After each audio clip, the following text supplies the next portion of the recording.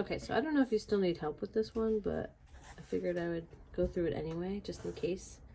So this is exercise 7, number 11. Okay, so first we have to put it in symbolic form. So if Jesus was John the Baptist raised from the dead. So we already know we're going to have an if-then statement because we have if. So we know we're going to need the if-then conditional. Okay, so they say use J for Jesus was John the Baptist raised from the dead. Okay, so we're going to use J. Then he could do miracles. So then there's the other part of the if-then statement. So then he could do miracles. And then use M for he could do miracles. So if Jesus was John the Baptist raised from the dead, then he could do miracles. Jesus did miracles.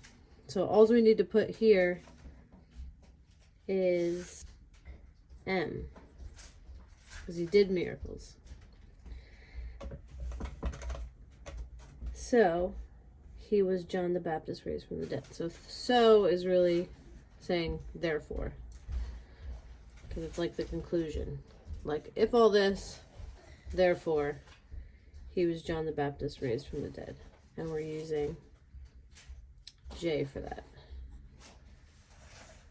Okay. Okay. So we have our symbolic language now.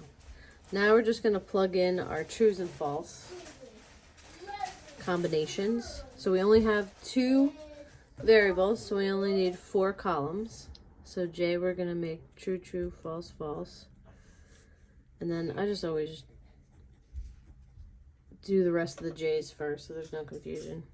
Or do the rest of the first variable. And the second variable is M, so I'm going to do my true, false, true, false. And then same thing here, true, false, true, false. Okay? Most.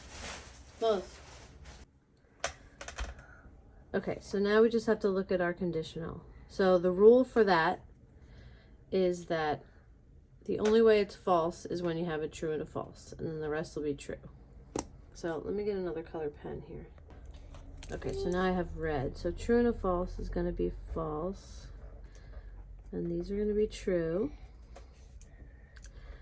And then we just compare this,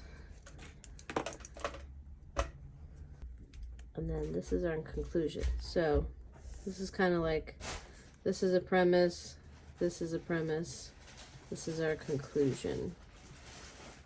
I could go somewhere else. So, okay, Mose, I'm almost done.